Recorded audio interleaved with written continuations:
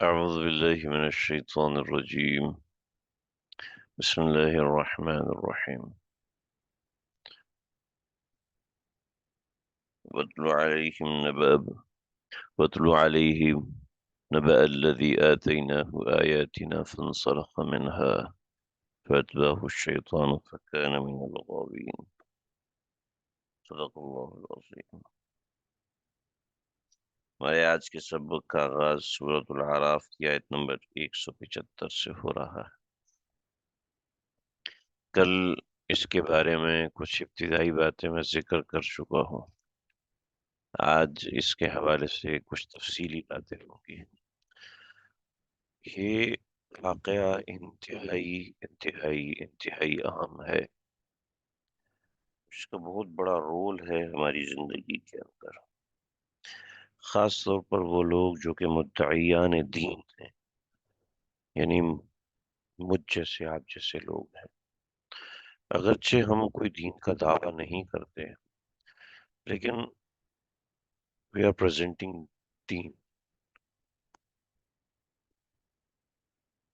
اس لیے کہ ایک تشخص معاشرے میں بن جاتا ہے ہر شخص کا، یہ کون ہے، کیسا ہے، ان کا پرسپشن اس بندے کے بارے میں، اس شخصیت کے بارے میں اس طرح کا بن جاتا ہے۔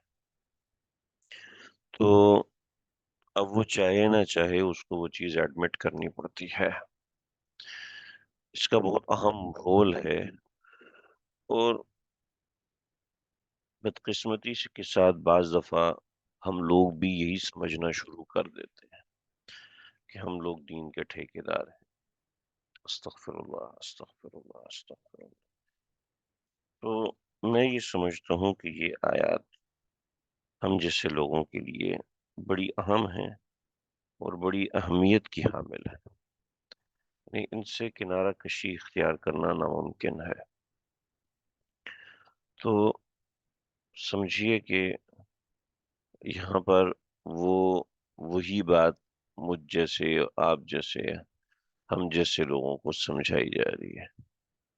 چنانچہ اس کو بڑے غور سے سمجھیے۔ اور کیا ہے، اس لیے کہ اللہ رب العزت نے یہاں مخاطب ایسے لوگوں کو کیا ہے کہ جن کو اللہ نے دین کی کچھ سمجھ دی ہے، دین کا فہم دیا ہے۔ تو جب دین کا فہم ہے، دین کی سمجھ ہے، تو اب ظاہری بات ہے ایسے لوگ ان آیات کے اندر سب سے پہلے مخاطب بن رہے ہیں۔ چنانچہ یہاں پر جو قصہ ہے وہ بلعام بعور کا ہے، بلعم بن بعورہ یا بلعام بن بعورہ یا بلعام بن بعور، واٹ ایور جو بھی ہے۔ تو یہ لفظ ہے، اس کے اندر مختلف روایات ہیں، تو آپ کو سمجھ میں آنی چاہیے۔ تو وَاتْلُ عَلَيْهِمْ نَبَأَ، آپ ان کے اوپر تلاوت کیجیے۔ تلاوت کی حکمت کیا ہے وہ آگے سمجھ میں آ جائے گی۔ نبأ واقعہ، نبأ واقعہ، ان النبأ العظیم، بڑے واقعہ۔ تو نبأ واقعہ، قصہ۔ وَاتْلُ عَلَيْهِمْ نَبَأَ، آپ بیان کیجیے ان کے اوپر قصہ، الذی، اس شخص کا قصہ، آتیناہو، ہم نے دی اس کو، آیاتنا، اپنی نشانیاں، ہم نے اس کو اپنی نشانیاں عطا فرمائیں۔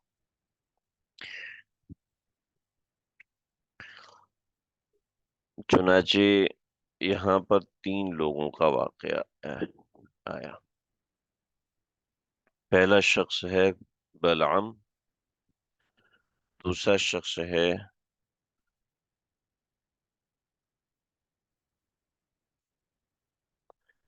شخص ہے ابو عامر صیفی، تیسرا شخص ہے امیہ بن ابی سلط۔ دیکھیے، جو بلعم کے بارے میں روایات ہیں وہ زیادہ ہیں، اور جمہور کی رائے یہ ہے کہ بلعم کا قصہ ہے۔ ابو عامر سیفی کے بارے میں در منصور میں ہے، امیہ بن ابی سلط کے بارے میں بھی در منصور میں ہے۔ نبی اکرم صلی اللہ علیہ وسلم نے اس کو اسلام کی دعوت دی۔ امیہ بن ابی سلط نے کھانے کی دعوت کی تو آپ علیہ الصلوۃ والسلام تشریف لے کر گئے، اور آپ صلی اللہ علیہ وسلم نے امیہ بن ابی سلط کو اسلام کی دعوت دی کہ دیکھو، اگر کھانا کھلانا ہے تو مجھے پہلے تم اسلام قبول کرو، اگر اسلام قبول نہیں کرو گے تو میں کھانا نہیں کھاؤں گا۔ تو اہل عرب میں یہ بات بڑی معیوب تھی کہ کوئی آپ کے گھر آئے اور کھانا نہ کھائے۔ یعنی عرب لوگ مر جانا پسند کرتے تھے، لیکن اپنے گھر آئے ہوئے بندے کو خالی خالی خلی چھوڑ دینا یہ ان کو گوارا نہیں تھا۔ یہ عرب کا ایک ٹریڈیشن تھا۔ آ، ضروری نہیں ہے کہ ہم عرب کے ہر ٹریڈیشن کو فالو کریں، ضروری نہیں ہے کہ ہم اس زمانے کے ہر ٹریڈ کو فالو کریں، نہیں، یہ بالکل بھی ضروری نہیں ہے، اور بالکل بھی ضروری نہیں ہے، اور بالکل بھی ضروری نہیں ہے۔ البتہ اچھے ٹرینڈ کو فالو کرنا یہ اچھی بات ہے، کرنا چاہیے، اور جن جن چیزوں کو فالو کرنے کا حکم دیا گیا ہے ان کو تو فالو کرنا ضروری ہے، بٹ جن چیز کو فالو کرنے کا حکم نہیں دیا گیا ان کو فالو کرنے کی کوئی ضرورت بھی نہیں ہے، ضروری بھی نہیں۔ تو عرب میں یہ ٹرینڈ تھا، اور یہ ایک اچھا ٹرینڈ تھا، اور چاہیے کہ ہم لوگ اس کو فالو کریں، لیکن حکم نہیں دیا گیا۔ ہمارے گھر میں کوئی مہمان آتا ہے تو اس کا اکرام کرنا چاہیے، اور وہ جو اکرام ہے اس کی کوئی حد نہیں ہے، اکرام کی حد نہیں ہوتی، ٹھیک ہے جی۔ اب وہ جس قدر بھی ہو سکے، جس قدر بھی ہو سکے، تو اس میں بڑی برکتیں ہیں، اس میں بڑی رونقیں ہیں، اور بہت چیزیں ہیں۔ بہرحال تو عرب میں یہ چیز تھا، لیکن ذہن میں رکھیے کہ ہمارے استاد ہیں، آ، انہوں نے فرمایا کہ بڑے بزرگ مولانا مظہور مینگل صاحب دامت برکاتہم ان کی بیٹی کی کا انتقال ہوا۔ فرمایا کہ دیکھو، دو صورتیں ہیں، ایک ہے کہ میں خود جاؤں گا تو ظاہر بات ہے ان کو اپنے کام چھوڑنے پڑیں گے، اور کیونکہ میرا ان کا تعلق بڑا گہرا ہے، میرا ان سے تعلق عام لوگوں کی طرح کا نہیں ہے، بڑا میرا ان سے تعلق کسی اور طریقے کا ہے۔ میں خود جاؤں گا تو ان کے کام ڈسٹرب ہوں گے بہت زیادہ۔ تو میں نے دیکھا کہ وہ اس وقت صدمے میں بھی ہیں، تو میں نے ان کو فون کر لیا، ٹھیک ہے۔ وجہ اس کی یہ ہے کہ میں خود جاؤں گا تو ان کے فرائض متاثر ہوں گے، اور یہ جو انتقال نہیں، وہ بیمار ہو گئی تھی، اور یہ جو کام ہے یہ مستحب ہے، ٹھیک ہے۔ جب مستحب اور فرائض میں تقابل ہو جائے تو فرائض کو فرائض کو ترجیح دی جاتی ہے، مستحب کو ترجیح نہیں دی جاتی۔ خیر، یہ ایک ضمن میں بات آ گئی، میں اس طرف نہیں جا رہا۔ اللہ اکبر کبیرہ۔ تو آپ صلی اللہ علیہ وسلم نے فرمایا کہ بھی جب تک اسلام قبول نہیں کرو گے میں کھانا نہیں کھاؤں گا۔ تو امیہ بن ابی سلط نے اسلام قبول کر لیا، اور جیسے ہی اس نے اسلام قبول کیا اللہ نے اس کو اسلام کی بصیرت دے دی، دل اس کا کھل گیا اور اس کا چہرہ بالکل بدل گیا۔ آپ صلی اللہ علیہ وسلم کی توجہ ملنے کے بعد اور توجہ ملنے سے پہلے ایک جیسی کیفیت ہو، یہ ناممکن۔ چنانچہ وہ بالکل اس کا مزاج تبدیل ہو۔ جب آپ صلی اللہ علیہ وسلم تشریف لے کر چلے گئے تو ابو جہل اور دیگر عمائدین کفار آئے، اس کا مذاق اڑانے لگے، اور کیا اتنی سی بات کے اوپر تو نے دین چھوڑ دیا، تو ایسا ہو گیا ویسا ہو گیا۔ تو امیہ بن ابی سلط نے اسلام حق سمجھ میں آنے کے باوجود، اس کی بصیرت ہونے کے باوجود اسلام کو ترک کر دیا۔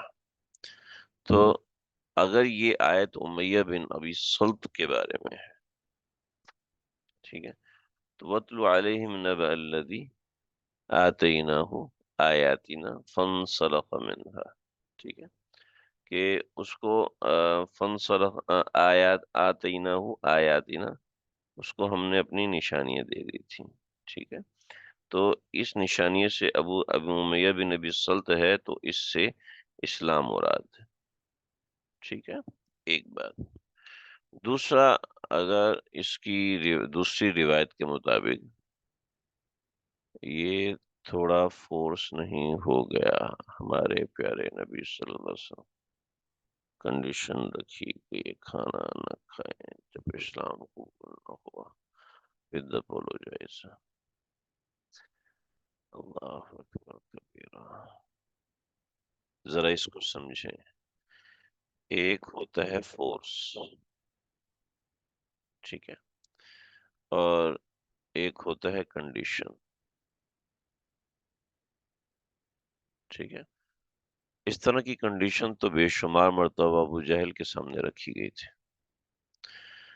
اس لیے کہ پیغمبر علیہ الصلوۃ والسلام اس کی حقیقت کو سمجھتے تھے کہ اس کی حقیقت اور کنہ تک کون پہنچ سکتا ہے۔ اس کو بائی کنڈیشن رکھ لیا تو اس میں کیا حرج ہے، اور فورس کیسے ہو گیا، یہ اس کو فورس ثابت کریں، کس طریقے سے یہ فورس ہو گیا۔ ایک کنڈیشن رکھی ہے کہ بھئی اگر تمہارا دین، دیکھیں، اگر آپ کے سامنے کوئی کرتا ہے، کہتے جی میں آپ کو 10 آئی فون 15 پرو میکس دوں گا، ٹھیک ہے، آپ اسلام چھوڑ دیں، تو یہ فورسنگ ہے؟ ڈیفینیٹلی فورسنگ نہیں ہے، یہ کنڈیشن ہے، ٹھیک ہے، آپ کے ایمان کو آزمایا جا رہا ہے۔ چنانچہ اگر پیغمبر علیہ الصلوۃ والسلام نے کسی کے سامنے ایک کنڈیشن رکھ دی تو اس میں کون سی ایسی غلط بات ہے؟ تو ایک کنڈیشن ہوتی ہے، ایک فورسنگ ہوتی ہے، کنڈیشنل تھنگ اور ہوتی ہے، فورسنگ اور ہوتی ہے، ٹھیک ہے۔ جیسے نبی اکرم صلی اللہ علیہ وسلم کے سامنے روکانا پہلوان آیا، آپ نے اس کو اسلام کی دعوت دی، اس نے کہا اسلام اسلام میں نہیں مانتا، مجھے تو کشتی آتی ہے۔ آپ نے فرمایا چلو ٹھیک ہے۔ روکانا جو تھا وہ اتنا طاقتور تھا کہ گائے کی کھال سب سے زیادہ نرم ہوتی ہے اور سب سے زیادہ مضبوط ہوتی ہے، اس کو پھاڑنا آسان نہیں ہوتا۔ چنانچہ یہ گائے کی کھال کے اوپر کھڑا ہو جاتا تھا اور 20 پہلوان اس کو پکڑ کے کھینچتے تھے، نہیں کھینچ سکتے تھے، اتنا مضبوط انسان تھا وہ، یعنی اس کا زمین پر جماؤ اتنا مضبوط تھا، ایک 10-15 بندے تو اس کو گرا سکتے ہی نہیں تھے۔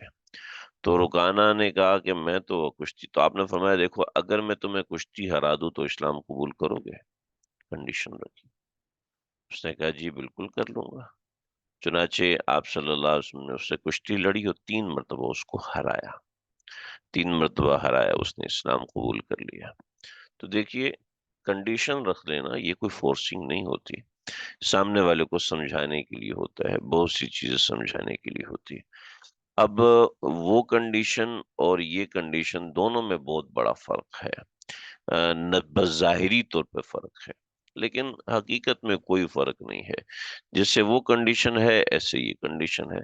چنانچہ یہی چیز آپ نے کئی مرتبہ ابو جہل سے کہی، یہ چیز کئی مرتبہ آپ نے عتبہ شیبہ سے کہی، آپ کے اوپر طائف میں پتھر پڑے، اور وہ تو دونوں چیزوں میں بڑا فرق ہے، کنڈیشن الگ ہے، فورس الگ ہے۔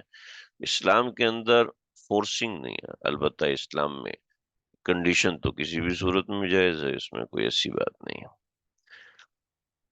لا الہ الا اللہ۔ تو ایک بات ہوگی امیہ بن ابی سلط کی، دوسرا ابو عامر سیفی۔ ابو عامر سیفی یہ مدینے کا بہت بڑا راہب تھا، اور لوگ جو ہے اس کو بڑے فالو کرتے تھے۔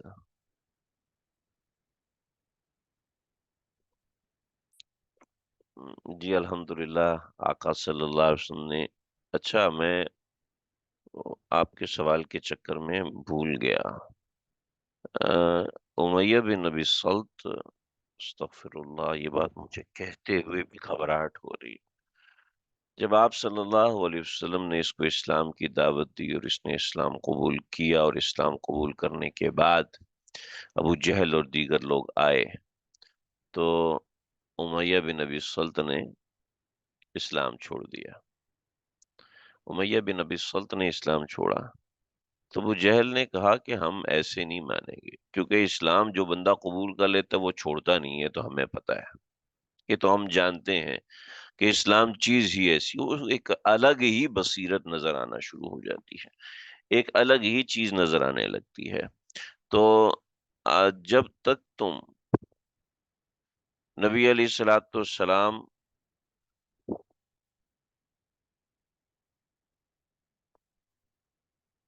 کے اس پر، آپ اگر اسکرین دیکھ رہے ہیں،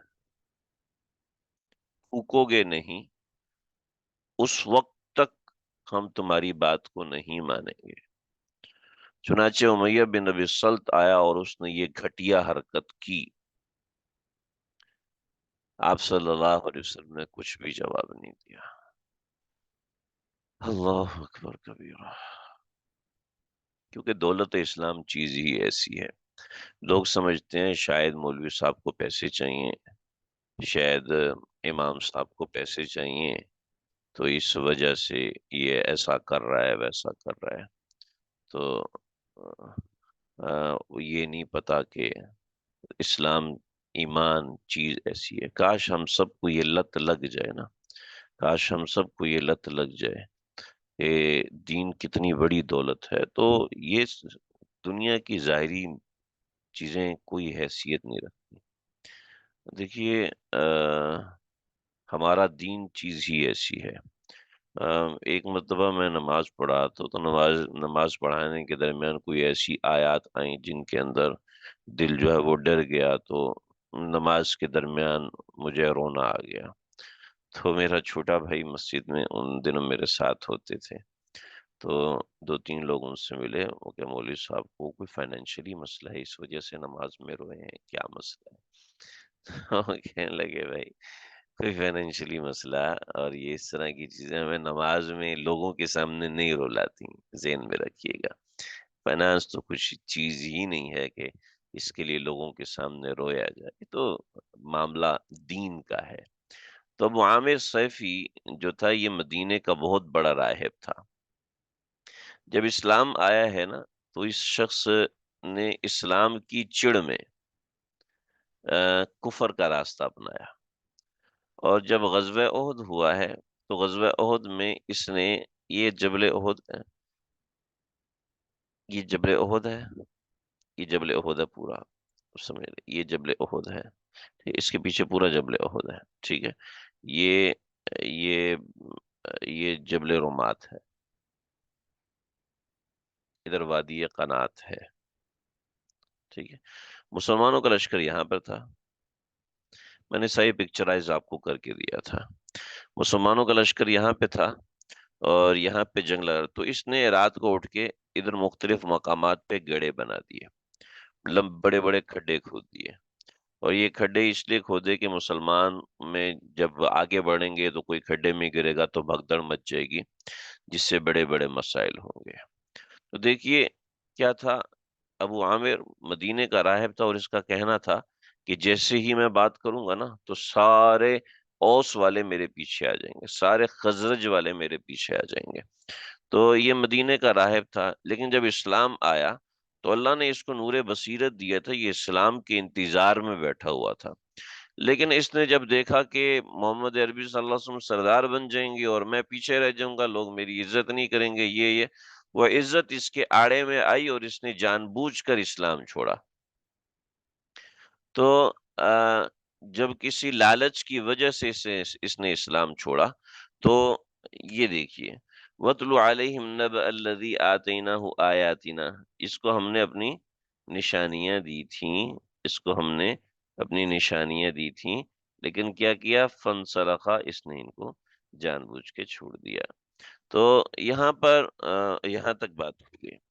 اس کے بعد جو سب سے مستند اور اہم ترین واقعہ ہے وہ بلعام کا ہے، جی، بلعام جو تھا یہ تھوڑا سا آپ پیچھے آئیے،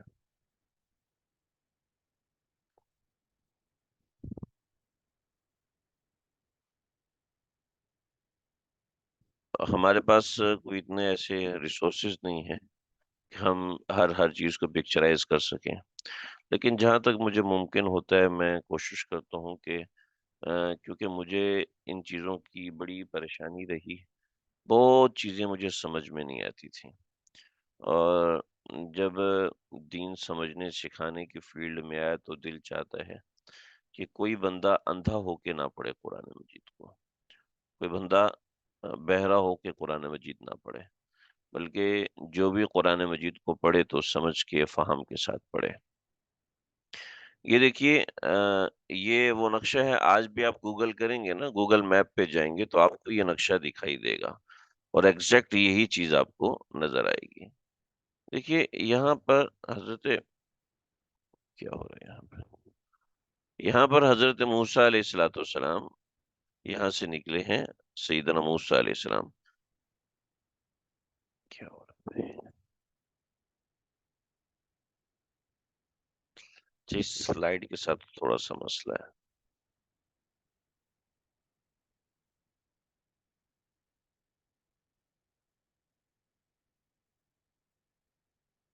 یہ آپ کے سامنے نقشہ ہے، اور اس نقشے میں آپ اس نقشے کو میں کئی دفعہ آپ کے سامنے رکھ بھی چکا ہوں۔ حضرت موسیٰ علیہ الصلوۃ والسلام کس طریقے سے نکلے ہیں یہاں سے، یہ مصر ہے، اور یہاں سے حضرت موسیٰ علیہ الصلوۃ والسلام نکلے ہیں اور یہاں تک پہنچے۔ یہ سارا نقشہ میں آپ کو پڑھا چکا ہوں۔ تو یہاں پر آ، ایک قوم آباد تھی جو کہ قوم جبارین تھی۔ جبارین ایک قوم کا نام ہے، اس کی ہسٹری تاریخ ہم یہاں پر نہیں دیکھیں گے۔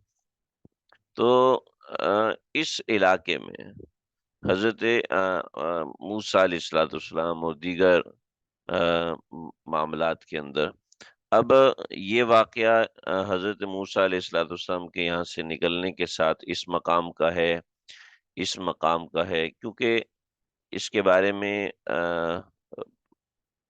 بلعام کے بارے میں آتا ہے کہ وہ یہاں کا رہنے والا تھا، کنعان کا رہنے والا تھا، اور بعض حضرات نے لکھا ہے نہیں، وہ قوم جبارین ہی کا تھا۔ تو یہ بہت بڑا راہب تھا، اور راہب ہونے کے ساتھ بلعام کو، جب انسان رہبانیت میں آتا ہے تو اس کا وجدان کام کرنے لگتا ہے، اس کا ایک وجدان بن جاتا ہے اور وہ کام کرنا شروع کر دیتا ہے، یعنی ایک اس کی انٹرنل قسم کی چیزیں اٹھنا شروع ہو جاتی ہیں اس کے مزاج کے اندر، اور بہت سی چیزیں اس کی مدد کرنے لگتی ہیں، یعنی وہ کیا کچھ کر سکتا ہے، کیا کچھ کرتا ہے، وہ ہر بندے کی انٹرنل پاور الگ ہوتی ہے۔ چنانچہ اسی وجہ سے ہمیں مکمل رہبانیت نہیں دی گئی، بلکہ ہمیں حکم دیا گیا کہ کچھ نہ کچھ ذکر فکر تنہائی میں، کہ یہ ضروری ہے، لیکن اس میں اعتدال چاہیے، اس لیے لا رہبانیت فی الاسلام، البتہ ذکر فکر میں تنہائی ضروری ہے۔ جب بندہ ذکر فکر کی تنہائی میں جاتا ہے تو اس کو بہت سی چیزوں کا سامنا کرنا پڑتا ہے، جس کے لیے اس کو شیخ کی ضرورت پڑتی ہے، بعض مرتبہ شدید قسم کی مایوسی غالب ہوتی ہے، بعض مرتبہ لوگوں کے رویے سامنے آتے، اس لیے کہ ذکر فکر سے آپ ایک اور دنیا کی سیر کرتے ہیں، ذکر فکر سے آپ ایک عالم بالا سے ایکسس ہونے لگتی ہے آپ کے۔ آ، دیکھیے میں ان چیزوں کے حوالے سے چاہوں گا کہ آپ اس پر تھوڑا سا غور کریں۔ جب انسان کسی اور سے ملتا ہے اور وہ اور کوئی بہت اہم شخصیت ہوتی ہے، تو انسان کچھ وقت کے لیے اپنے آپ میں نہیں رہتا، ٹھیک ہے نا؟ جیسے آپ کا رابطہ کسی بڑے انسان سے ہوتا ہے تو آپ کچھ دیر کے لیے نا عجیب ہو جاتے ہو، آپ کسی دوسرے ملک میں رہتے ہو اور دوسرے ملک میں آتے ہو تو آپ ہر چیز کو ایک الگ نظریے سے، ایک الگ رخ سے دیکھ سکتے ہیں، جیسے میں جب اللہ توفیق دیتے ہیں حج عمرے کے لیے حاضری ہوتی ہے میری، تو وہاں سے واپسی جب ہوتی ہے، تو یہاں کی جو رقم ہے وہ بہت عجیب سی لگ رہی ہوتی ہے، کیونکہ وہاں 1 روپے کی بھی چیز مل رہی ہے اور یہاں پر 20 روپے کی بھی کوئی چیز نہیں مل رہی، تو وہ ایک عجیب سا مائنڈ سیٹ ہو چکا ہوتا ہے، ٹھیک ہے نا؟ اسی طریقے سے جب انسان کی شادی ہوتی ہے تو اس کی زندگی میں ایک نیا فرد آتا ہے، ٹھیک ہے؟ اس کے سوچنے کا انداز ان دنوں میں بالکل ڈیفرنٹ ہو جاتا ہے، آہستہ آہستہ انسان آتا ہے۔ ایسے ہی جب انسان عالم بالا سے تعلق بناتا ہے ذکر اللہ کے ذریعے سے، تو اس کے سوچ کا زاویہ مختلف ہو جاتا ہے۔ فار ایگزامپل، آپ میں سے بہت سے لوگ ایسے ہیں جو بزنس کرتے ہیں، نوکری کرتے ہیں، لیکن جب وہ قرآن پڑھتے ہیں، جب وہ قرآن سے تعلق بناتے ہیں، تو ان کے سوچنے کا انداز ایک بالکل مختلف ہو جاتا ہے، ایک منفرد انداز میں سوچتے ہیں۔ ہمارے ہی سبق میں ماشاءاللہ کئی لوگوں کی عجیب عجیب کہانیاں ہیں۔ کبھی میں موقع ہوا تو سمجھانے کی کوشش کروں گا کہ اللہ رب العزت نے اس کی برکت سے کتنے لوگوں کی زندگی کو بدلا، اور ماشاءاللہ ایسا بدلا کہ میں خود حیران کیا اللہ آپ نے کتنی بڑی نعمت سے نوازا ہے ان کو، کہ جب انہوں نے کیا ہے کہ قرآن سے تعلق بنایا۔ تو جب انسان عالم بالا سے تعلق بناتا ہے تو اس کی سوچ اور اس کی فکر ایک بالکل ڈفرینٹ ہو جاتی ہے، ایک بالکل الگ ہو جاتی ہے۔ تو اس کے اندر اللہ رب العزت کی طرف سے بہت سی چیزیں انسان کو دی جاتی ہیں، ٹھیک ہے؟ تو آ، جو بلعم کو دیا تھا وہ اللہ رب العزت نے اسم اعظم دیا تھا۔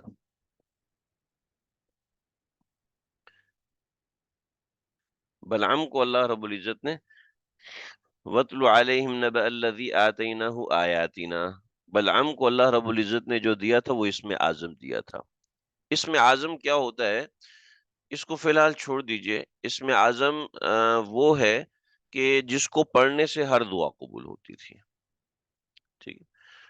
تو اسم اعظم اس کو ملا ہوا تھا، چنانچہ یہ اپنے علاقے کا مستجاب الدعوات مانا جاتا تھا، ٹھیک ہے؟ لہٰذا ایک بات سمجھیں، جب بندہ اپنے آپ کو دیکھتا ہے کہ لوگ مجھے اہمیت دے رہے ہیں، لوگوں کی توجہ کا مرکز بن رہا ہوں، تو اس کی نظر عام طور پہ اللہ سے ہٹنے لگتی ہے۔ وہاں پر اس کو شیخ کی ضرورت ہوتی ہے، بڑے کی ضرورت ہوتی ہے، سنبھلنے کی ضرورت، شیخ بڑا نہیں ہے تو اس کو سنبھلنے کی ضرورت۔ چنانچہ اس شخص کو اسم اعظم اللہ نے دیا ہوا تھا، چنانچہ یہ مستجاب الدعوات تھا۔ چنانچہ ذہن میں رکھیے گا، اللہ سے تعلق،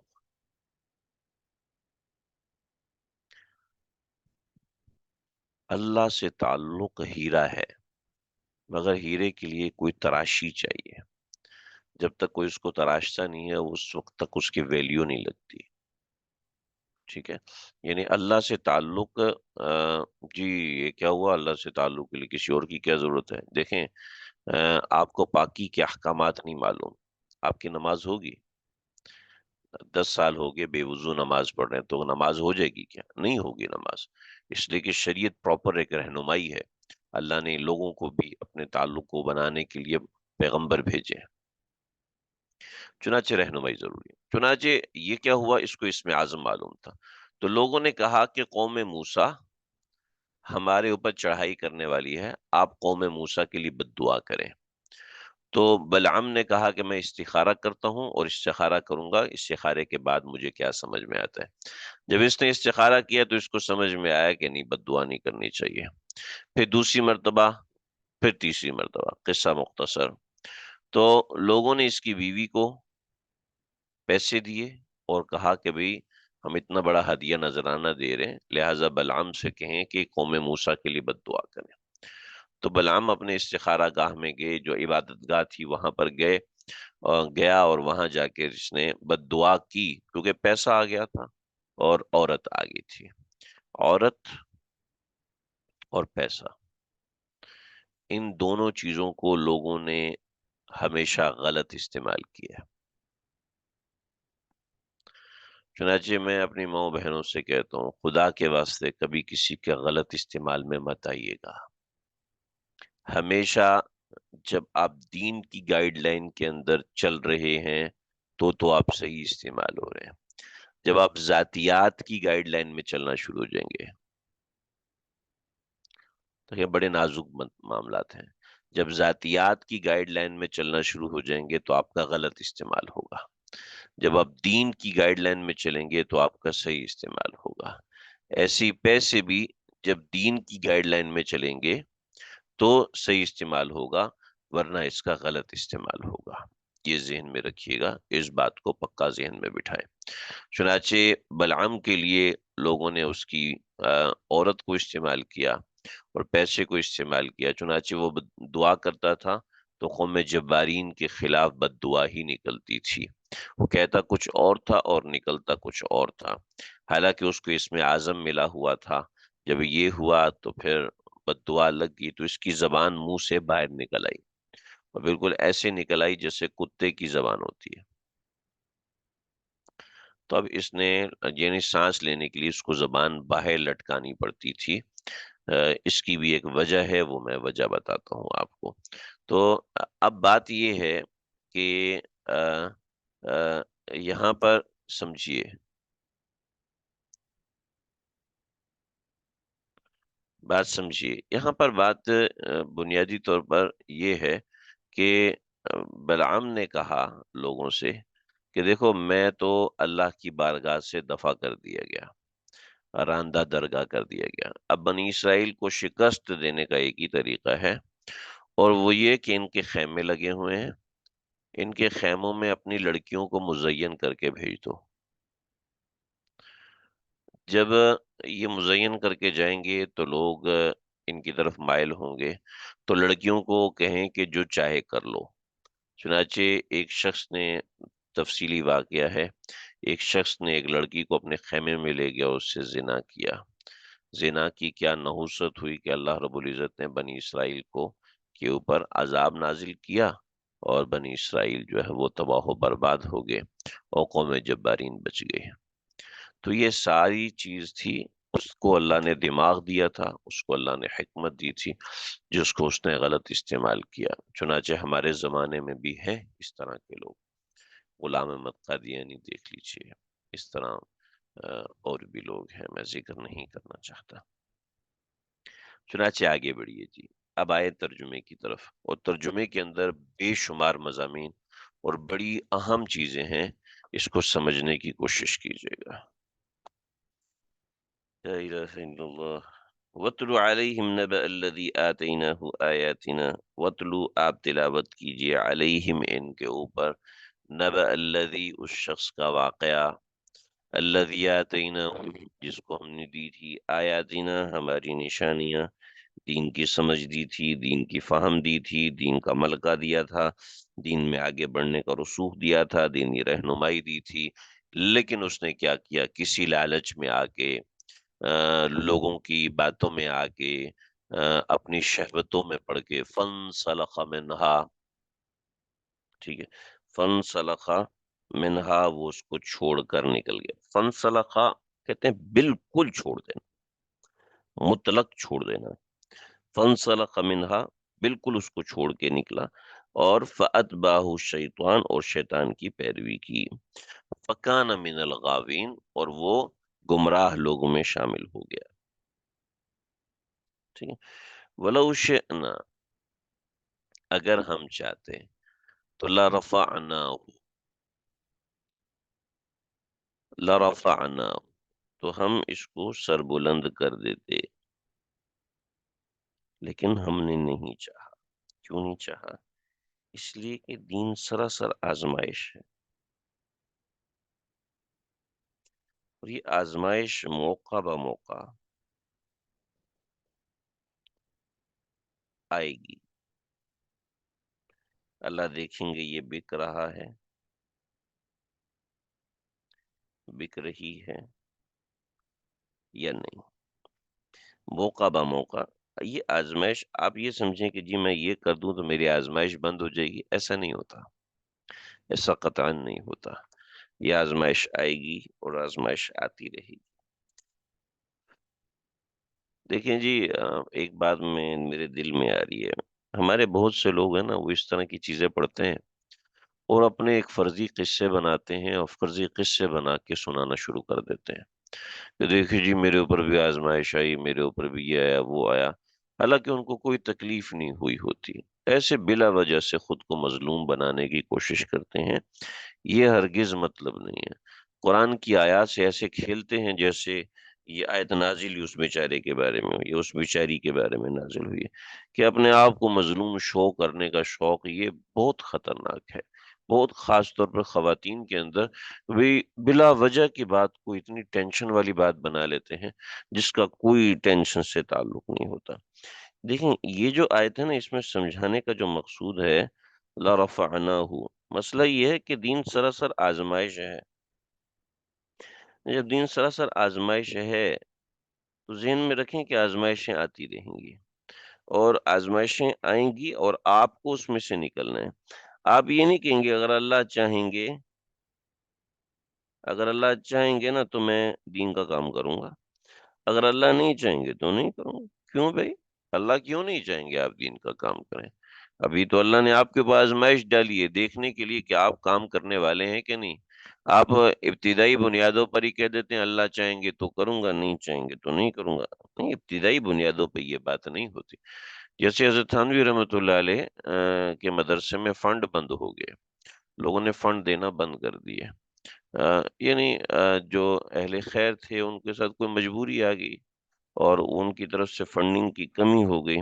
جب فنڈنگ کی کمی ہو گئی تو حضرت نے کہا جی ہم مدرسہ بند کر رہے ہیں، اور کیونکہ ہم در در جا کے مانگیں گے نہیں، آ، اگر کسی کو دینا ہے، اگر کوئی دے گا تو ہم اس کو دوبارہ شروع کر دیں گے۔ وہ اللہ کا شکر ہوا کہ کسی نے لا کے دے دیے اور دوبارہ سے کام شروع ہو گیا۔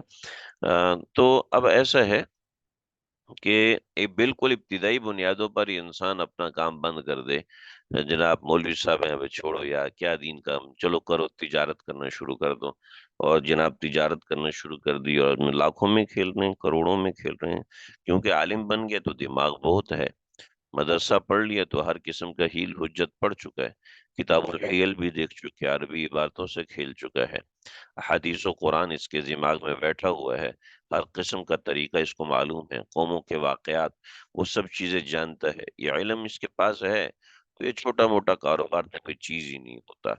تو ظاہری بات ہے پھر وہ جب اس فیلڈ میں جائے گا تو اس میں ماہر ہوگا، اور جناب دین، کیونکہ اللہ چاہتے ہی نہیں دین کا، کیوں جی اللہ کیوں نہیں چاہتے؟ آپ کے اوپر اللہ نے آزمائش ڈالی ہے، اب آپ اس میں سے گزرے۔ لَرَفَعْنَاهُ بِهَا، لَرَفَعْنَاهُ بِهَا، اگر ہم چاہتے تو لَرَفَعْنَاهُ بِهَا، ہم ان کو اس سے نکال لیتے، ہم چاہتے تو ہم ان کو سربلند کرتے، لیکن ہم نے کیا کیا، ہم نے ان کے اوپر چھوڑا کہ آپ اپنی صلاحیتوں کو کیسے استعمال کرتے ہیں۔ لَكِنَّهُ أَخْلَدَ إِلَى الْأَرْضِ، لیکن کیا ہوا، بلکہ اس کے مخالف ہوا کہ اخلد الی الارض، اخلد کا مطلب ہے ہمیشہ رہا، اخلد کا مطلب ہے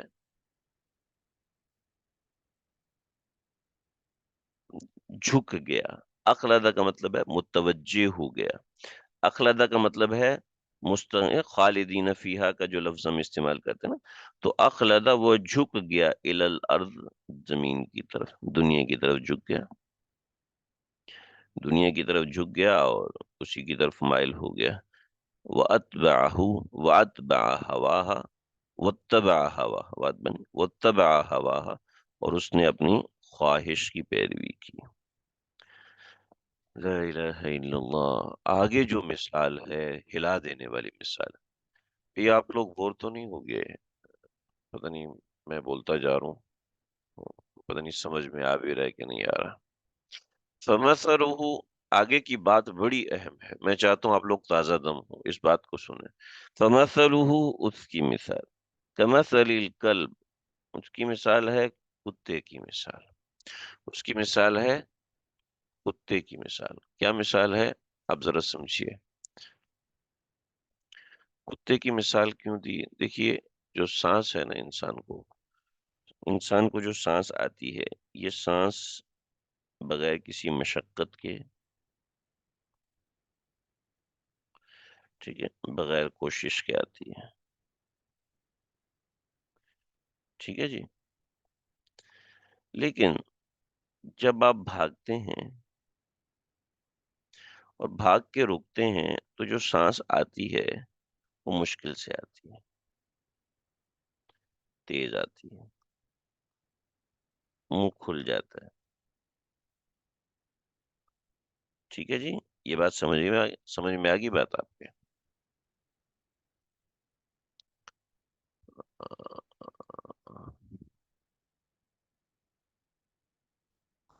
اچھا جی، جب انسان بغیر مشقت کے، بغیر سانس لیتا ہے، بغیر مشقت کے، بغیر کوشش کے، طبعی بنیادوں پر،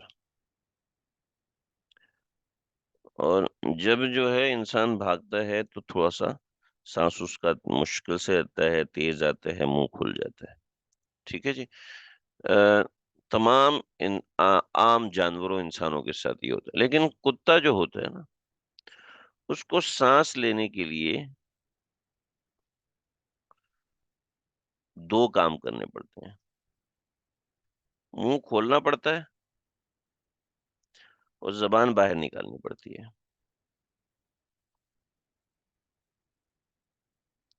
ٹھیک ہے۔ چنانچہ کتا جتنا بھی بھاگ لے، اس کا سانس تیز نہیں ہوتا، ہاں پتہ نہیں ہے، وجہ اس کی یہ ہے کہ اس کا منہ پہلے سے کھلا ہے اور زبان باہر نکلی ہوئی ہے۔ دوسرے لوگوں کو یہ سب کرنے کے لیے یہ ہونا پڑتا ہے۔ یہ بات آپ لوگوں کو سمجھ میں آ گئی کہ نہیں آئی؟ میں اس بات سے بہت اہم مسئلہ ذکر کرنے لگا ہوں۔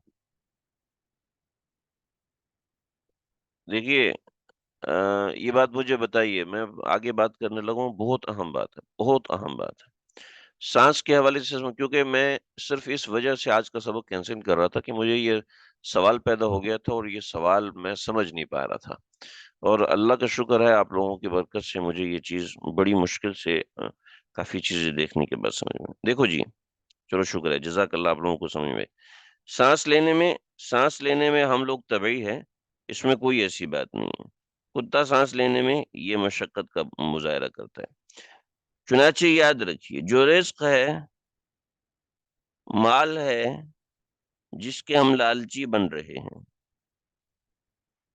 جس چیز کا لالچ ہم لیتے ہیں، جی ٹھیک ہے، آپ نے کہا سانس تو لمبا آ رہی ہوتی ہے، لیکن اس کے لیے تو دیکھیے جی، تو بات سمجھیں، رزق، مال، جس کے پیچھے ہم لالچ بن سکتے ہیں، یہ ہر چیز اللہ نے ہماری پہلے سے طے کی ہے، اور وہ طبعی طور پر بالکل ایسے آتی ہے جیسے کہ سانس آتی ہے، یہ بالکل اس طریقے سے ہمارے پاس پہنچتی رہتی ہے جس سے کہ سانس پہنچتا رہتا ہے۔ لیکن جب انسان اس کو اس طرح حاصل کرتا ہے جیسا کہ بھاگتا ہے، اس کے پیچھے بھاگتا ہے، طبعی تقاضوں سے نکل کر انسان اس کے پیچھے بھاگنے لگتا ہے، اور طبعی تقاضے خراب کرنے لگتا ہے، تو جیسے سانس عام معاملات سے ہٹ کر اس طرح ہو جاتی ہے، ٹھیک ہے، ایسے ہی روزی بھی انسان کے ساتھ بالکل اس طرح ہو جاتی ہے جیسے کتے کی ہوتی ہے۔ کتا چاہے کتنا مہذب ہو، اس کو کھانا پھینک کر دیا جاتا ہے، ٹھیک ہے، ٹیبل پر اس کے سامنے کھانا نہیں سجاتے۔ ایک طبعی انسان، میں کفار کی بات کر ہی نہیں رہا، جو کتے کو اپنے ساتھ ٹیبل پہ بٹھاتے ہیں، بچوں کو اٹھا کے باہر پھینک دیتے ہیں، جو کتے کو اپنے ساتھ ٹیبل پہ بٹھاتے ہیں اور ماں باپ کو جو ہے وہ اولڈ ہاؤس میں بھیج دیتے ہیں، ٹھیک ہے، میں ان لوگوں کی بات نہیں کر رہا، ٹھیک ہے۔ تو دیکھیے، جیسے ایک طبعی چیز کو حاصل کرنے کے لیے کتے کو زور لگانا پڑ رہا ہے، اور انسان کو کچھ بھی نہیں ہو، اس کو بغیر کسی زور کے وہ چیز مل رہی ہے، اور کتے کو وہی چیز زور کے ساتھ مل رہی ہے۔ ایسے ہی انسان کی وہ چیز جو اس کو حاصل ہوتی ہے، وہ طبعی تقاضے کو چھوڑ کر غیر فطری تقاضے اپناتا ہے، تو اس کو وہی چیز ملتی ہے، لیکن مشقت کے ساتھ ملتی ہے، تکلیف ملتی وہی چیز ہے، جو عام حالات میں، لیکن وہی چیز مشقت کے ساتھ ملتی ہے۔ چنانچہ اللہ رب العزت نے یہاں ہمیں واضح طور پر پیغام دیا کہ دیکھو بھائی، آ، جو بندہ ایسے کرتا ہے جیسا کہ بلعام نے کیا، فمثلہ، تو اس کی مثال کمثل الکلب، اس کتے کی طرح ہے، اس کتے کی طرح، ان تحمل علیہ یلہث، آپ اس کے اوپر بوجھ ڈالو گے، یلہث وہ ہانپے گا، او تترکہ یلہث، یا اس کو چھوڑ دو گے تب بھی وہ ہانپے گا۔ یعنی ایسے لوگوں کو دین دو تب بھی برابر ہے، ایسے لوگوں کو دین نہ دو تب بھی برابر۔ یہ لالچی قسم کے لوگ ہیں، بھوکے مزاج کے لوگ ہیں، لہذا جیسے ہی ان کے سامنے خواہش نفس آئی، انہوں نے اٹھا کے دین کو پٹخ دیا۔ تو ان لوگوں کی مثال ایسے ہے، اس لیے کہ جو چیز طبعاً ان کو ملنی تھی وہ انہوں نے غیر طبعی طریقے سے لینے کی کوشش کی، غیر طبعی طریقے سے لینے کی کوشش کی، تو یہ معاملہ ہے۔ آج کل کے لوگوں کو اس تکلیف اٹھانے سے بھی کوئی فرق نہیں پڑتا۔ اگر اتنے پیسے آئیں تو ہم پوری رات جاگ جاگ کر محنت کریں۔ دیکھیں بات اتنی سی ہے، ایک ہے حلال طریقے سے، تو حلال طریقے کی جو مشقت ہے وہ طبعی ہے، جو حرام طریقے کی مشقت ہے اس کو غیر طبعی سے تعبیر کیا۔ چنانچہ یہ بات ذہن میں رکھیے کہ حلال طریقے کی بات نہیں ہے، یہ حرام طریقے کی بات ہے، ٹھیک ہے؟ تو یہاں پر چونکہ بلعام نے وہ مال حرام طریقے سے کمانے کے لیے، وہ عزت حرام طریقے سے کمانے کے لیے دین کا راستہ چھوڑا تھا، ٹھیک ہے؟ تو یہ اسی کی مثال ہے، غیر فطری چیزوں کی مثال نہیں ہے، ٹھیک ہے؟ فطری چیز جیسے حلال روزی کمانا فطری چیز ہے، اس میں کوئی ایسی بات نہیں ہوتی۔ یعنی حضرت اگر ہم ارننگ کرنے کے لیے بیونڈ دا باؤنڈریز جائیں تو یہ رونگ ہے، کیونکہ اللہ نے ہماری لائف آلریڈی سیٹل کی ہوئی ہے، ماشاءاللہ ماشاءاللہ ماشاءاللہ، بہت بہترین بات کی، بہت ہی بہترین بات کی، بالکل صحیح سمجھے، اور یہی میں سمجھانا چاہ رہا تھا۔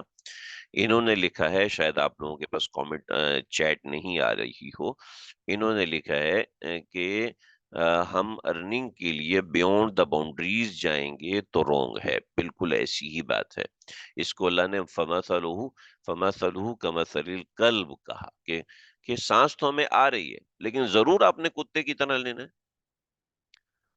کھانا تو ہمیں مل رہا ہے تو ضرور ہم نے کتے کی طرح لینا ہے۔ سوری ٹو سے میری زبان تھوڑی روڈ ہو رہی ہے، لیکن چونکہ قرآن نے وہ لفظ استعمال کیا ہے اس لیے میں یہ کہہ رہا ہوں۔ اگر بلم حرام اختیاری نہ کرتا، حلال کے تھرو بھی اس کو بالکل سب کچھ ملتا، بالکل سب کچھ، ہو سکتا ہے اس سے بڑا ملتا۔ یاد رکھیے، اللہ نے اگر میرے حصے کے اندر 5 روپے رکھے ہیں تو وہ مجھے ملیں گے۔ اب میرا کسب ہے کہ میں اس کو حلال طریقے سے لوں گا یا میں اس کو حرام طریقے سے لوں گا۔ اللہ نے میرے مقدر میں 1 کروڑ لکھا ہے، اب میرا کسب ہے کہ میں اس کو حلال طریقے سے لوں یا حرام طریقے سے لوں، یہ میرا اپنا کسب ہے، ٹھیک ہے؟ ہاں، آپ کو ایک مزے کا واقعہ وقت اگرچہ بہت اوپر ہو گیا ہمارا آج کے سبق کا، لیکن یہ واقعہ میں سناتا ہوں، آپ کو اچھا لگے گا انشاءاللہ۔ آج سے تقریباً سمجھ لیں 12-13 سال پہلے کی بات ہے، میں ایک مسجد میں نیا نیا اپوائنٹ ہوا تھا، تو ہم چونکہ خاندانی اعتبار سے ایسے ہیں کہ ہمارا خاندانی بیک گراؤنڈ ایسا نہیں ہے کہ ہم کسی کے سامنے جھکتے ہوں پیسوں کے لیے۔ ہماری جو کاسٹ ہے وہ کافی بڑی ہے گاؤں کے اندر، تو میرا دل نہیں کرتا اس طرح کے کاسٹ واسٹ بیان کرنے کا، لیکن میں ویسے بتا رہا ہوں، میں اس لیے بتا رہا ہوں تاکہ یہ سمجھ میں آئے کہ یہ کوئی میرا کمال نہیں ہے، یہ بعض دفعہ فیملی کا کی چیزوں کا بہت زیادہ اثر ہوتا ہے۔ حلال کم ہوتا ہے لیکن برکت والا، یہ جو کہا جاتا ہے حلال کم ہوتا ہے لیکن برکت والا ہوتا ہے، یہ غلط بات ہے، ٹھیک ہے؟ یہ لوگوں کی سوچی ہوئی بات ہے۔ حلال ضروری نہیں ہے کہ حلال کم ہو، حلال زیادہ بھی ہو سکتا ہے، اور بعض دفعہ حلال میں بے برکتی بھی ہو سکتی ہے، اس میں کون سی ایسی بات ہے؟ اور بے شمار دفعہ ہو سکتی ہے، ایسا نہیں کہ صرف بعض دفعہ ہو سکتی ہے، حلال میں بھی بعض دفعہ بے برکتی ہو جاتی ہے، وہ اللہ کی طرف سے آزمائش ہے نا بھائی۔ وَلَنَبْلُوَنَّكُمْ بِشَيْءٍ مِّنَ الْخَوْفِ وَالْجُوعِ وَنَقْصٍ مِّنَ الْأَمْوَالِ، اللہ تعالیٰ آزماتے ہیں۔ تو ہماری مسجد میں ایک بندہ آیا، اس نے نکاح پڑھوایا، تو نکاح پڑھایا میں نے اور نکاح پڑھا کے چلا گیا۔ تو میں ان دنوں مسجد سے باہر، مسجد کے ایریے سے باہر ایک کرائے کا مکان تھا، وہاں پر رہتا تھا۔ بڑی عجیب سی گلی تھی، اچار فیکٹری اس گلی کے اندر تھی، آج تک بھی وہ گلی بڑی ایسی ہے، لیکن میں گزرتا ہوں وہاں سے، دیکھتا ہوں یہ ہمارا پہلا گھر تھا وغیرہ وغیرہ۔ تو میں وہاں پر کرائے پہ رہتا تھا۔ تو کچھ دن ایسا ہوا کہ میرے گھر کا دروازہ بجا، تو میں اوپر تھا، تو ہمارے نیچے ایک مسجد کے ساتھی وہ کھڑے ہوئے، ان کے ساتھ ایک بہت بڑی گاڑی کھڑی ہوئی تھی۔ وہ تو بندہ نیچے اترا، السلام علیکم سر جی، میں آسٹریلیا سے ہوں، میں نے نکاح پڑھوایا تھا آپ سے۔ اچھا اچھا اچھا، ٹھیک ہے، کیا حال ہے، خیریت سے؟ خیریت سے، مجھ سے کیا کم پڑ گیا؟ اصل میں ہم نکاح نامہ کمپیوٹرائز کر رہے ہیں، تو اس میں جو نکاح خواہ ہے اس کے دستخط چاہیے۔ تو میں نے کہا ٹھیک ہے جی، آپ لے لیجئے دستخط۔ انہوں نے نکاح نامہ نکالا، گاڑی کے اوپر ایک دستخط کیے، تو انہوں نے اپنی جیب سے وہ کوئی، انہوں نے 3 پیس سوٹ پہنا ہوا تھا، تو انہوں نے جیکٹ سے اپنے کوئی نوٹوں کی گڈی نکالی اور گننا شروع ہوئے، اور اس میں سے گن رہے۔ تو میں نے کہا آپ یہ کیا کر رہے ہیں؟ کہا آپ کو پیسے دے رہا ہوں۔ میں نے کہا مجھے ان پیسوں کی ضرورت نہیں ہے۔ جو اس کا اسٹائل تھا ایک عجیب سا انداز تھا۔ اس نے کہا نہیں، میں سب کو دے کر ہوں۔ میں نے کہا سب کو آپ دیں، مجھے ان کی کوئی ضرورت نہیں۔ نہیں، گلی میں کھڑے ہو کے آپ پیسے گن کے آپ پکڑا رہے ہیں کسی کو، کیا میں بھیکاری ہوں؟ آپ اس طریقے سے پیسے دے رہے ہیں، واٹ از دس؟ میں نے کہا یہ تو کوئی طریقہ نہیں۔ میں نے کہا مجھے آپ کے پیسے نہیں چاہیے۔ اب یقین کریں وہ بندہ ایسا ہو گیا جس سے کہ مولوی صاحب آپ نے انکار نہ کریں۔ میں نے کہا یہ دیکھیں، یہ پیسے دینے کا طریقہ کار نہیں ہوتا، آپ ہدیہ دیجئے۔ اور اور ان دنوں ہمارے گھر میں حیرت کی بات آپ کو بتاؤں، 27 تاریخ تھی، اور بہت یعنی معاملہ ڈاؤن تھا، اور میں نیا نیا نوکری پہ لگا تھا، ظاہری بات ہے، نئے نئے تو ہر بندے کو آزمائش سے گزرنا پڑتا ہے، میں کوئی اسپیشل تو نہیں ہوں، ہر بندے کو گزرنا پڑتا ہے۔ تو وہ یعنی ان دنوں پیسوں کی ضرورت شدت سے تھی، لیکن یہاں دین کا وقار ٹوٹ رہا تھا۔ میں نے کہا نہ بابا، میں لے ہی نہیں سکتا، یہ پیسے میں لوں گا ہی نہیں، یہ میری عزت کے اوپر سوال اٹھایا آپ نے۔ کہنا میں نے سب کو دیا ہے، وہ ہماری مسجد کے انتقال ہو گیا ان کا، کہنے لگے امام صاحب لے لیجئے۔ میں نے کہا مجھے آپ پیسے دینا چاہتے ہیں؟ ہاں۔ میں نے کہا بھائی، میں آپ کے پیسے جب قبول کروں گا جب آپ نا ایک داڑھی رکھنے کا اعلان کریں گے۔ میں نیا نا جوان آدمی تھا اس وقت، مجھے ان چیزوں کا جوش بھی تھا، تو کہنے لگے ٹھیک ہے، میرا وعدہ ہو گیا۔ اب یقین کیجئے اس بندے نے 8 سال میرا خیال رکھا، اور ود آنےسٹی اس نے اتنے دور سے رابطے رکھے، اور عجیب وہ انسان تھا۔ تو یعنی میں نے تو، وہ 10,000 اگرچہ حلال تھے، لیکن وہ عزت نفس کے خلاف تھے، میں نے نہیں لیے، لیکن اس کے عوض مجھے پتہ نہیں کتنا کچھ اس بندے نے خاص طور پہ ہدیے کے طور پہ دیا۔ وہ خود ان لوگوں سے پوچھتا تھا کہ امام صاحب کا کیا حال ہے، اور ایسا ایسا، حالانکہ اس کو کیا ضرورت تھی، نہ اس کا دین سے کوئی واسطہ تھا۔ وہ دین میں بھی آ گیا، اور یعنی اس کو سمجھ میں آ گیا کہ اہل دین کی عزت ہے۔ وہ جب اس نے اہل دین کی عزت کرنا شروع کی، تو پھر اس کو اس کے ثمرات بھی نظر آنا شروع ہوئے۔ تو میں یہ قصہ سنانے کا مقصد، یہ میری آنکھوں دیکھا واقعہ، اس طرح کے بے شمار واقعات تھے، لیکن ابھی یاد آ گئے تو اس لیے سنا دیا میں نے، کہ یہ ہے کہ اہل دین جب لالچ میں نہیں آتے نا، تو پھر اللہ رب العزت ہاتھ پکڑتے ہیں۔ ذَلِكَ مَثَلُ الْقَوْمِ الَّذِينَ كَذَّبُوا بِآيَاتِنَا، یہ صرف بلعام کا قصہ نہیں ہے۔ ذَلِكَ مَثَلُ الْقَوْمِ، یہ مثال ہے اس قوم کی، الَّذِينَ كَذَّبُوا بِآيَاتِنَا، جنہوں نے ہماری آیات کو جھٹلایا۔ فَاقْصُصِ الْقَصَصَ، ان کو قصے سناؤ، واقعات سناتا ہوں اس کی بنیادی، لعلہم یتفکرون، تاکہ یہ تفکر کریں، تاکہ یہ تدبر کریں۔ ساء مثلا الذین، کیا ہی بری مثال ہے، کتنی ہی بری مثال ہے۔ کہاں چلا گیا؟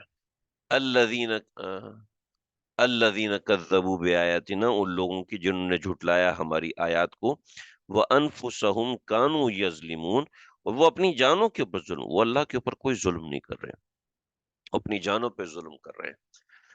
او ہو، آخری پیغام اس قصے کا جتنا اہم ہے، اسی اہمیت سے کوئی انکار نہیں کر سکتا۔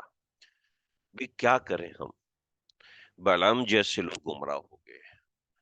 میں نے تو کبھی وہ بلعم جیسے دو نفل بھی نہیں پڑے بھائی، ہم نے تو بلعم جیسی کبھی دو چار تسبیحات بھی نہیں پڑھی ہیں، تو ہم کیا کہاں جائیں گے بھائی؟ ہم کدھر جائیں گے ایسے لوگ؟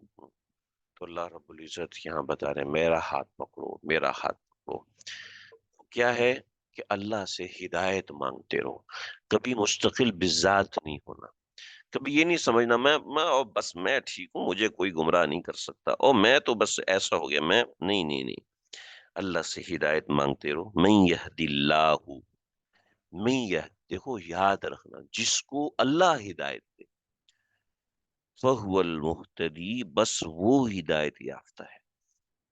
چنانچہ یاد رکھیے گا، ہمیشہ رجوع رکھنا ہے اللہ کی ذات سے، ہمیشہ اللہ کی ذات سے رجوع رکھنا ہے کہ نہ کچھ بھی ہو جائے میں اللہ سے رجوع رہوں گا، کچھ بھی ہو جائے اللہ آپ مجھے ہدایت پہ رکھیے، اللہ آپ مجھے ہدایت پہ رکھیے، اللہ کی طرف رجوع رہے۔ جو شیوخ، جو مشائخ اپنی طرف رجوع پہ رکھتے ہیں کہ بھئی میرا خیال رکھو، میری باتیں سنو، وہ اور اللہ کی طرف رجوع نہیں کراتے، کہ ذکر اللہ نہیں کراتے، نمازیں نہیں پڑھواتے، نوافل کی طرف توجہ نہیں کرواتے، یقین کرنا وہ اس طرح غلط راستے پہ چلوا رہے ہوتے ہیں۔ وَمَن يُضْلِلْ، اور جس کو اللہ گمراہ کرے، فَأُولَٰئِكَ هُمُ الْخَاسِرُونَ، وہ خسارے والے ہیں۔ اور ہدایت و گمراہی کا زاویہ اللہ نے ہمیں بتا دیا کہ دیکھو ہدایت یہ ہے کہ میری طرف متوجہ رہو۔ چنانچہ میری اپنی کوشش یہ ہوتی ہے کہ جتنے اہل تعلق ہیں ان کو درخواست کرتا ہوں کہ ذکر الہی میں کمی نہ کریں، ذکر اللہ میں کمی نہ کریں، تہجد کا معمول بنائیں، اعمال کی پابندی میں آئیں۔ جب جب رجوع اللہ رہے گا آپ کو کوئی بندہ بھی گمراہ نہیں کر سکتا۔ جب صرف رجوع الناس ہوگا، لوگوں کی طرف متوجہ ہوگا، قلبی طور پر، نظری طور پر سوچے گا لوگ کیا سوچیں گے، سوچے گا لوگ کیا کہیں گے، سوچے گا یہ کیا وہ کیا، تو پھر ایسا شخص گمراہی کی طرف جائے گا۔ تو یہ بلعام کا قصہ ہے، یہاں پہ مکمل ہوا۔ ہمارا آج کا سبق یہیں پر ہے، کل کا سبق ہو سکتا ہے ہمارا نہ ہو سکے۔ میں نے ہمارے مفتی بشیر صاحب ہیں ان کی طرف جانا ہے، میں نے ان کو جو ٹائم دیا ہے، وہ تھوڑی بڑی عمر کے ہیں، وہ چھوڑتے نہیں ہیں، وہ تو ہو سکتا ہے میں پہلے نکل جاؤں، کوئی پتہ نہیں ہے، لیکن اگر ہوا تو انشاءاللہ میں پہلے سے بتا دوں گا۔ آج کا سبق بس یہیں تک ہے، کوئی سوال ہو تو کر سکتے ہیں۔ بعض دفعہ جواب ایسا ہوتا ہے کہ کسی کو اطمینان نہیں ہوتا، تو پریشان ہونے کی بات نہیں ہے، دوبارہ سہبارہ کتنی مرتبہ ان چیزوں کو پوچھ لینا چاہیے۔ یا ذکر کے درمیان خیالات آتے ہیں تو اچھی بات ہے بھائی، کسی شخص کو بھوک لگتی ہے تو ایک اچھی بات ہے یا بری بات ہے؟ اچھی بات ہے کہ وہ فطرت کے اوپر ہے۔ ذکر کے درمیان خیالات آتے ہیں تو آئیں گے، بالکل آئیں گے، ہمیں بھی آتے ہیں۔ اس کا مطلب ہے آپ کے مد مقابل کوئی چیز بیٹھی ہے، وہ آپ کو ذکر نہیں کرنے دے رہی۔ جب تک مقابلہ نہیں ہوگا آپ میچ کیسے کھیلیں گے؟ تو ہاں، اپنے آپ کو یکسو کرنا ہے، اس کا طریقہ کار ہے کہ حتی الامکان تنہائی میں بیٹھیں، حتی الامکان خوشبو لگا کے بیٹھیں، کوشش کریں ایک وقت متعین کریں، ذہن اپنا قرآن مجید کی طرف، ذکر اللہ کی طرف، اللہ کی ذات کی طرف متوجہ رکھیں۔ خیالات آئیں گے، بار بار آئیں گے، جتنے زوردار خیالات آ رہے ہیں سمجھ لیں اتنا زوردار شیطان آپ کے پیچھے لگا ہوا ہے، انشاءاللہ ہوگا۔ لا الہ الا اللہ۔ آزمائش میں مطلب صرف بکنا ہے یا کوئی اور بھی آزمائش ہو سکتی ہے پیسے کے علاوہ؟ دیکھیں، آزمائشیں بہت ساری ہو سکتی ہیں، سب سے بڑی آزمائش تو مال ہے، اور دوسری بڑی آزمائش شہوت ہے، ٹھیک ہے؟ مرد کے لیے عورت کی محبت، شہوانی محبت، اور عورت کے لیے مرد کی شہوانی محبت، یہ دو بنیادیں ہیں۔ اب اس کے بعد بقیہ سب چیزیں اس کی فروعات میں آتی ہیں، اس کی سب برانچیز ہیں، جیسا کہ تکبر ہے، جیسا کہ غصہ ہے، جیسا کہ ناانصافی ہے، جیسا اور اس طرح کی چیز، لیکن مین اور مرکزی بنیادی یہ دو چیزیں ہوتی ہیں۔ سائیڈ کی سلائیڈ پر ایک بار شو کروا دیجئے، دونوں شاید ہیڈنگ لگنے میں آسان، اچھا اچھا اچھا، یہ ہیڈنگ آپ کو لازمی اپنے سامنے رکھنی ہے، اور اس ہیڈنگ کا بڑا اہمیت والا، بڑی اہمیت ہے۔ دیکھیں یہ اس کا تعلق غیر فطری چیزوں، فمثلہ کمثل، غیر فطری چیزوں کا انجام بھی غیر فطری ہوتا ہے، یا میں نے واضح کیا ہے؟ اس کے ساتھ جڑا ہوا ہے، ٹھیک ہے؟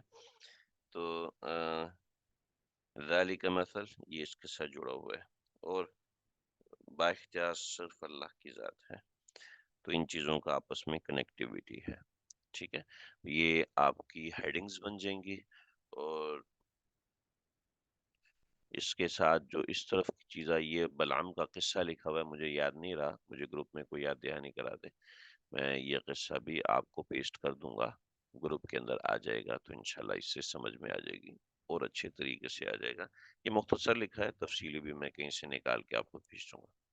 السلام علیکم، امید ہے ساری بات ہوگی۔ السلام علیکم ورحمۃ اللہ وبرکاتہ۔